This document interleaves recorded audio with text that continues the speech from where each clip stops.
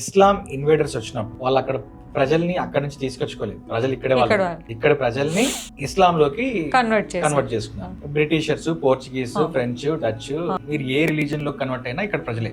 మతమే అక్కడిది, ప్రజలు ఇక్కడ వాళ్ళే.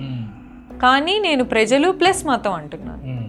సో మీరు కేవలం ఇక్కడ పుట్టడం కాదు, మీ మతం కూడా ఈ దేశానికే టై అయి ఉండాలి.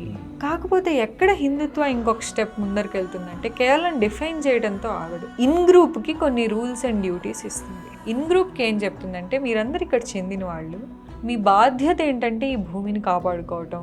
ఎవరి నుండి కాపాడుకోవాలి? ఈ భూమికి లాయల్టీ లేని వాళ్ళ నుండి కాపాడుకోవాలి, అన్య మతస్థుల నుండి కాపాడుకోవాలి. హిందుత్వ ఫండమెంటల్ బిలీఫ్ ఏంటంటే ఈ భూమికి లాయల్టీ లేని వాళ్ళు ఎప్పటికీ ఈ భూమిని రెస్పెక్ట్ చేయరు. సో ఇప్పటికైనా హిందువులు బుద్ధి నేర్చుకొని, బలం పెంచుకొని, మిలిటరైజ్ అవ్వి, ధైర్యం సాధించి, వెన్నులో బలహీనత లేకుండా, అంటే స్పైన్లెస్ పర్సన్స్ లాగా కాకుండా రాడికల్ ఫోర్స్ లాగా తయారయ్యి భూమిని కాపాడుకోండి.